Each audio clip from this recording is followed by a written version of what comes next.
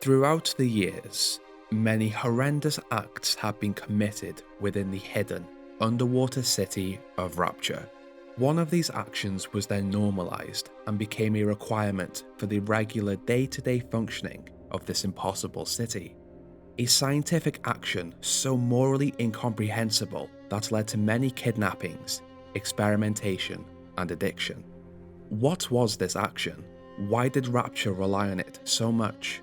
And what eventually happened to the innocent victims of Rapture's best and brightest? Here we explore in the lore and story behind Bioshock's Little Sisters. On a standard day in Rapture, Dr. Bridget Tenenbaum was exploring the city of Rapture after arriving here. On her exploration through Port Neptune, she came across one of the dock workers who had injured his hand after an accident on the job. While this appeared to be a standard issue in this line of work, Bridget discovered something interesting. To add to his injury, a sea slug had also bitten the dock worker, but it appeared to have the opposite effect of what everyone would have thought. Dr. Tenenbaum observed as the bite instead healed the worker's hand, relieving his mutilation and pain, and allowing him to continue with his day as if his hand had never been injured. As a geneticist and amazed at what she had witnessed, Bridget took the slug and began to research the healing properties that it possessed, hoping it would help mankind in some way. Upon research, she discovered a substance within the sea slug with miraculous qualities. Naming the substance Adam, Dr. Tenenbaum noted that it could not only heal damaged cells, but it also had the ability to manipulate DNA in any way. With a plan to continue research on Adam, aware of the incredible possibilities it could have for her stature as a scientist, as well as for the population of Rapture, Bridget turned to her peers for funding, but they turned her down. Although it seemed that her great discovery had ended here, another person would aid her in her journey. Having seen the value in Tenenbaum's discovery and what it could mean for Rapture in the future, genetic splicing, Frank Fontaine decided to fund Dr. Tenenbaum with his own vision in mind. Setting up a new business for this endeavour, Frank Fontaine launched Fontaine Futuristics. With Adam as the raw material, he hired Dr. Yi Su-chong to help research and develop products to unlock the human genetic structure to allow those who use them to acquire superhuman abilities. With this in mind, Fontaine Futuristics named these enhancements plasmids. Almost instantly, Fontaine began to sell Adam to anyone who would have it. Cosmetic companies used it to fix anything that their customers needed, with the ability to rewrite their very own DNA for a price. Tenenbaum, Fontaine and Su-chong became well-known names across Rapture, where Adam became a basic commodity for regular tasks. Teleportation, fire manipulation, and electricity were just regular superhuman powers that could be picked up from Fontaine Futuristics. Everybody wanted it, and everybody needed it. The demand for Adam had been great for Bridget after her lucky discovery of the sea slug, but now, Rapture truly depended on it. The only issue now was that the acquisition of the substance was not even close enough to the giant need for it, and so, Bridget and Fontaine Futuristics had to find a way to mass-produce Adam. Through experimentation with the sea slugs, Tenenbaum discovered that when implanted into the stomachs of human hosts, the creatures generated additional Adam, but each gender and age reacted differently to the placement of the slug. Upon further research, Tenenbaum discovered that when placed within young girls aged between 5 and 10 years old, the slugs generated 20 to 30 times the usable amount of Adam. And here, the Little Sisters program was born. Now with a way to develop more Adam for an Adam-reliant Rapture, Tenenbaum let Fontaine know that she had developed a way to acquire more of the substance, but to do it, she needed little girls. With this, he opened the Little Sisters orphanages across the city for the many abandoned little girls of Rapture to live. Here, Fontaine Futuristics would have a large supply of hosts to produce Adam, and no one would come looking for the orphans. Having successfully implanted many of Rapture's little sisters with sea slugs within their biological Adam factories, Tenenbaum was surprised to find that the children did not fall into a vegetative state as previously thought, but they would still proceed as normal, laughing, singing, and playing as normal children would, only their eyes glowed as a physical side effect of the residing sea slug inside them. Now naturally developing Adam, Tenenbaum also discovered that the girls were somewhat invulnerable to injury. Upon being struck, their skin would glow and heal the affected area, a side effect of this being that if a bone were to break, due to the speed of healing, it would heal in the position it had been broken instead of moving back into the correct placement and then healed.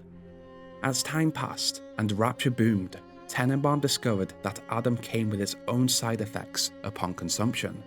Apart from its addictive nature, when left without it, its users would suffer from mental and physical deterioration due to Adam's ability to create stem cells. When not introduced to additional Adam, these cells would become unstable, thus creating an ever-increasing cycle on the dependency of the substance to even survive. Aware of these side effects, Tenenbaum continued to work with Fontaine anyway, with a constant source of Adam being generated by the Little Sisters. The need once again surpassed the quantity that Fontaine Futuristics could produce, and so, this population so dependent on the substance began to struggle. Those that suffered from withdrawal started to grow insane, attacking and even killing their neighbours in the streets for the chance of getting more Adam. A society so dependent on a substance in which they could not produce enough of it. Alongside this, Andrew Ryan, the founder of Rapture, had discovered a smuggling business run by Frank Fontaine, and with this, he used this as an excuse to take over his company, where he discovered where Adam actually came from.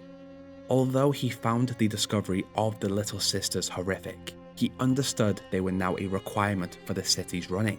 So, he decided to shut down the Little Sisters orphanages so that other children would not have to suffer the same fate, and set up the Little Wonders educational facility to house the remaining ones. With a major requirement for Adam, Ryan asked Dr. Yi Su-chong to mentally condition the Little Sisters to go out into the streets of Rapture to recycle the Adam from the dead bodies that had fallen mad to Adam withdrawal.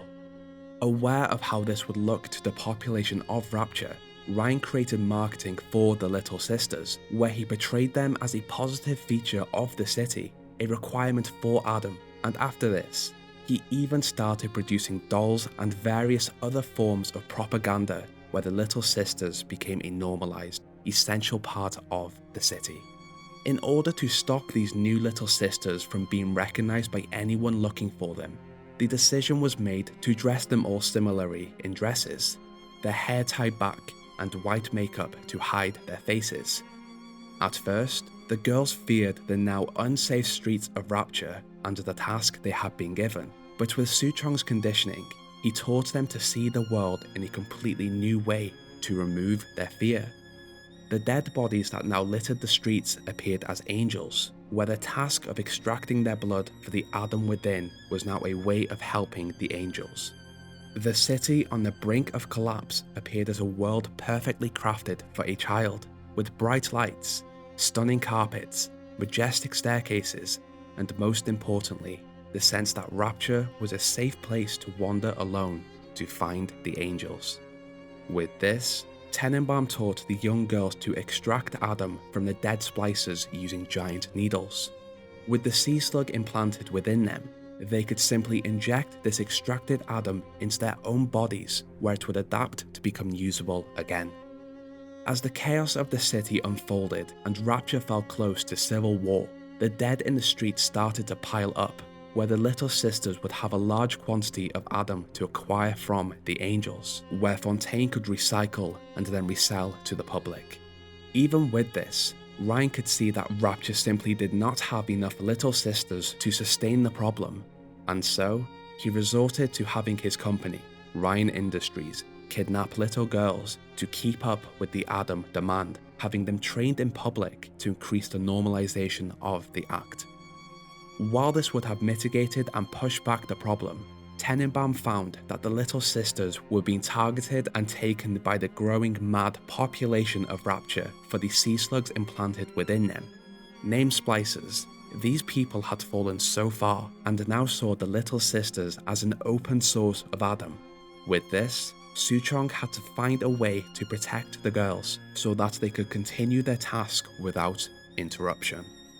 With many of Rapture's scientific endeavours being viewed as morally questionable, Andrew Ryan chose not to intervene as he had designed Rapture for this very reason, for scientists not to be restrained by petty morality. Alongside the development of the Little Sisters, the Big Daddy had also been created, unfortunate adult men who, with the help of Adam, had had their bodies grafted into armoured diving suits and then mentally conditioned to perform tasks across Rapture. With the death and abductions of the Little Sisters across Rapture, under the orders of Ryan, the Protector program began in a bid to save the Little Sisters from their awful fates. Starting with the Alpha series of Big Daddy, it was decided that the Little Sisters would be psychologically bonded to them using pheromones produced by both entities, essentially creating a strong relationship between the two. He hoped that this bond would have the Big Daddy protect the Little Sister with his life. In addition to this, the Little Sisters would be conditioned to view these grotesque creatures as great, friendly protectors, with these brutal creatures accompanying them on their travels through Rapture. They would visit angels without harm. When the Little Sisters appeared to come into any danger, they would instinctively run as conditioned to a nearby vent, while her Big Daddy would become highly aggressive and take out the threat. During this time, robotic Little Sisters were also created to acquire Adam from the dead splicers. However, during testing, the Big Daddies merely ignored them, leaving them to be destroyed by the splicers, and so this project was abandoned.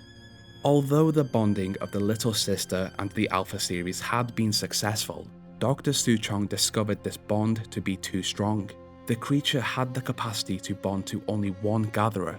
If it left the Little Sister for too long, this strong bond would leave it to fall into a coma. In the worst case scenario, if the Protector's Little Sister died, it would simply cease to be of any use, falling into a state of psychosis. Attempting to reduce the strength of this bond to accommodate all Little Sisters, Dr. Suchong moved his research to look at the other versions of Big Daddy, where he found that the Rosie and Bouncer model could potentially be more suitable, but he struggled to get these models to bond with the Little Sisters. As Rapture's civil war grew closer, Suchong experimented with various fields of Adam-based conditioning between the Big Daddy and the Little Sister, but he could not find the key to pair bonding. Then, unknown to him, Elizabeth, a girl from another universe, entered his lab and discovered an injured Big Daddy with two Little Sisters next to him.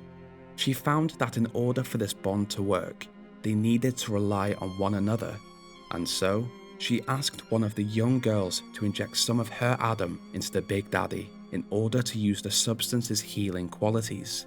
Having taken Adam from herself and injected it into the creature, a pair bond was formed successfully. Unfortunately for Dr. Suchong, these two girls attempted to get his attention in a childlike manner shortly after, their conditioning viewing even this morally corrupt scientist in a good way.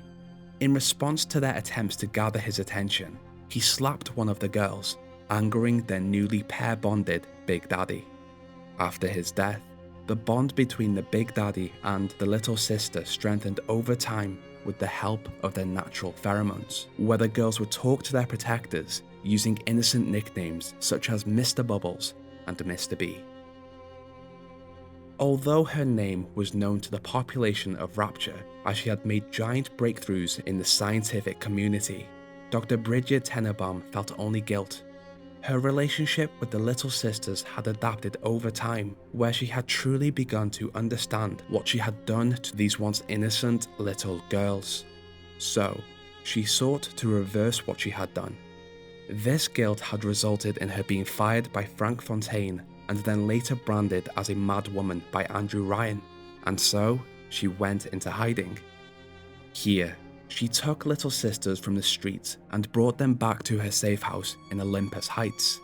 With her time and knowledge, she designed a plasmid to restore the Little Sisters' physical attributes, but she still struggled to reverse the mental conditioning that had been done to them by a now deceased Dr. Suchong. As she attempted to find a cure for this mental conditioning, Tenenbaum's safe house filled up with Little Sisters, now free from the effects of the sea slug, just waiting to be cured. Over the years, through the Civil War and return of Jack, it appeared that Tenenbaum had managed to, in part, reduce their mental conditioning to where the Little Sisters became, in a sense, normal. With many more Little Sisters out in Rapture, protected by the Big Daddies, she made it her mission to save them before leaving this now ruined city. With Jack having returned, he could potentially help her track them down and save them. Shortly after the defeat of Frank Fontaine, Tenenbaum returned to the surface with her saved Little Sisters, where they could live as close to normal as they could. But the cycle would begin again.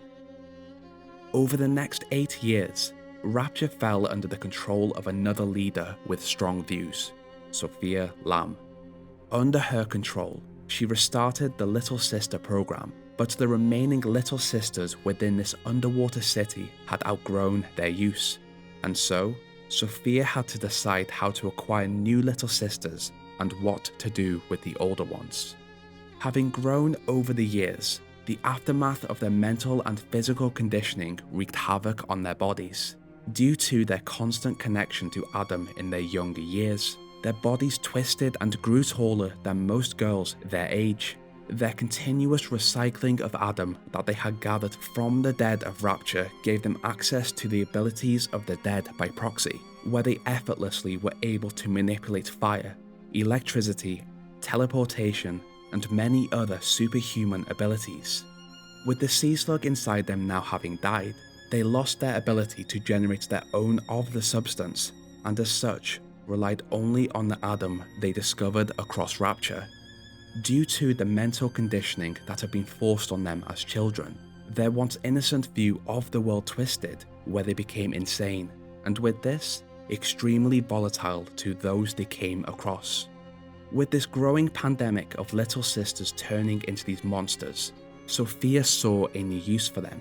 She asked a member of her group, Dr. Gilbert Alexander, to adapt the monstrous Little Sisters into acting as a new protector for the Little Sisters. In agreement, each grown-up Little Sister went through a new phase of mental conditioning, and alongside this, they were given advanced diving suits in order to protect and sustain any damage that came with living in a ruined underwater city, as well as to survive in the crushing pressure outside of Rapture.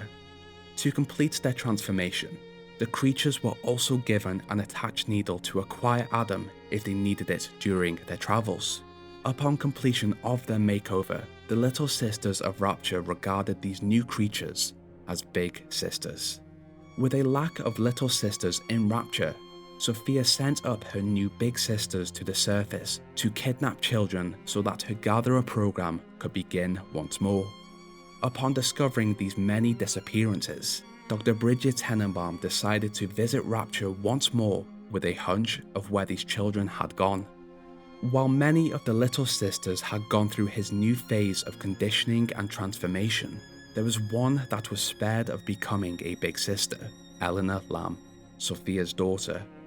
Eleanor had gone through the physical transformation that her other sisters had gone through, but her mother had discovered her before she had lost her sanity and asked Dr. Alexander to remove the mental conditioning placed upon her. Therefore, she was able to retain her mind as well as her abilities, a unique part of this being able to psychically connect and control the other Little Sisters, old and new, within Rapture.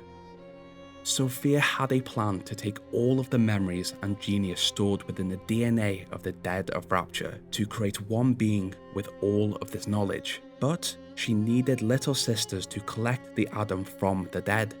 Upon Tenenbaum's arrival, she understood her fears to have been correct, and so she set off on her mission to rescue the kidnapped Little Sisters with the plan to revert their condition, just like she had done years before.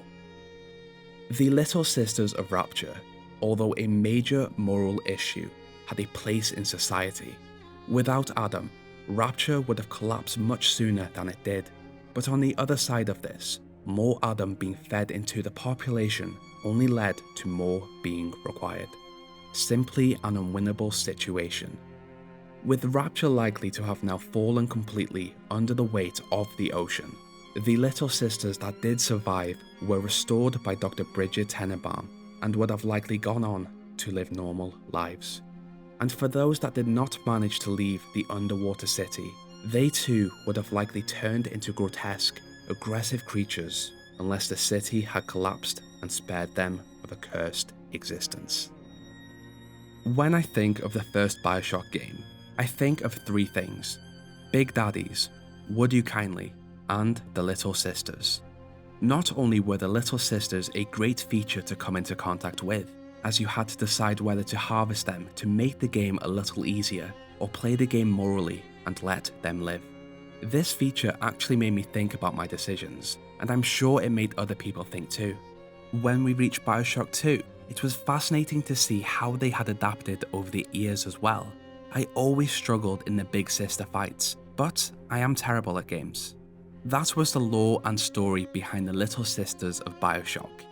If you enjoyed this episode, I would really appreciate it if you could leave a like and a comment on your thoughts.